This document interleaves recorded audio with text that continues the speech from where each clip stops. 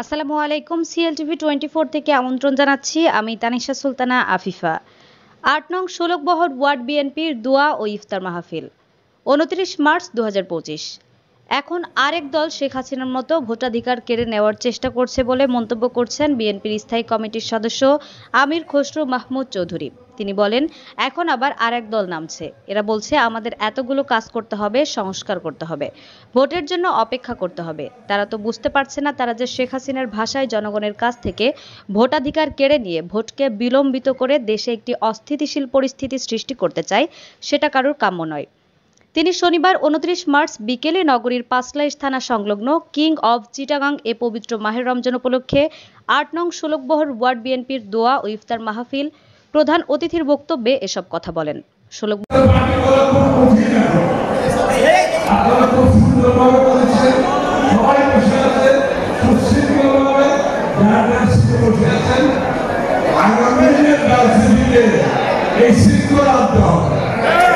Word বিএনপির সাবেক সভাপতি কাজী শামসুল আলমের সভাপতিত্বে ও সাধারণ সম্পাদক হাসান উসমানের পরিচালনায় এতে প্রধান বক্তার বক্তব্য রাখেন চট্টগ্রাম সিটি কর্পোরেশনের মেয়র ডাক্তার শাহাদাত হোসেন।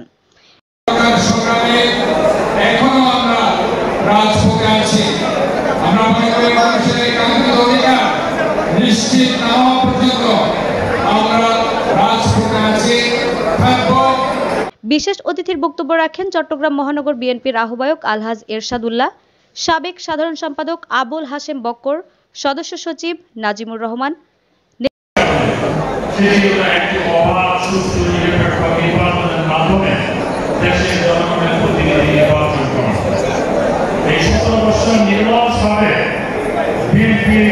নেতাকর্মীদের উদ্দেশ্যে বিএনপির স্থায়ী কমিটির এ সদস্য বলেন, উশৃঙ্খল হলে চলবে না।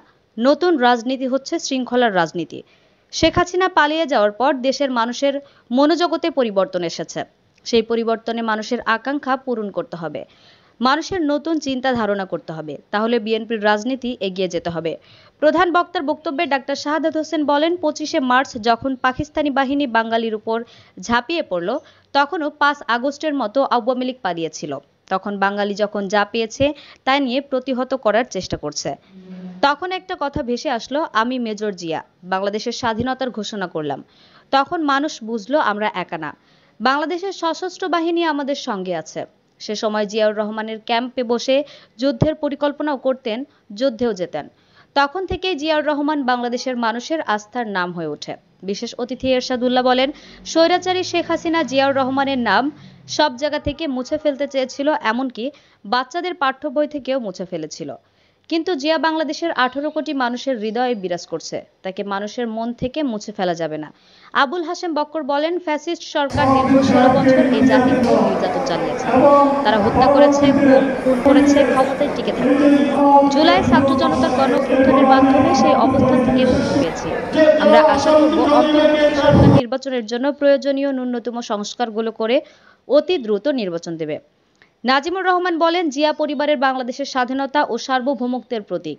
শহীদ প্রেসিডেন্ট জিয়াউর রহমান ১৯৭১ সালের ২৬ মার্চ স্বাধীনতার ঘোষণার মাধ্যমে মহান মুক্তিযুদ্ধে সশস্ত্র সংগ্রামে নেতৃত্ব দিয়েছিলেন। এতে আরও বক্তব্য রাখেন চট্টগ্রাম মহানগর বিএনপির যুগ্ম আহ্বায়ক মোহাম্মদ শাহ আলম, আরিউ চৌধুরী শাহিন, ইয়াসিন চৌধুরী লিটন, মঞ্জুর আলম চৌধুরী মঞ্জু, আহ্বায়ক কমিটির সদস্য ইস্কান্দার মির্জা, মোহাম্মদ কামরুল ইসলাম, জাফর আহমেদ, মহানগর বিএনপি নেতা আশরাফ চৌধুরী, মঞ্জুর আলম মঞ্জু, হোসনাইন রিয়াদ, পাঁচলাইশ থানা বিএনপির সাবেক সভাপতি মামুনুল ইসলাম হুমায়ুন।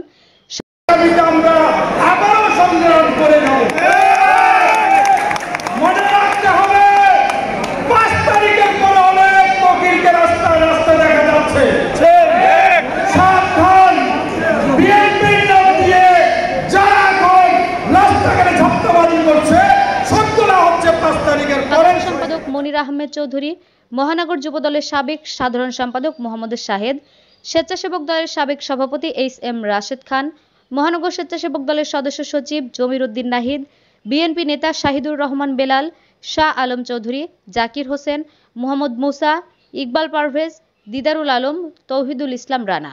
বক্তারা বলেন,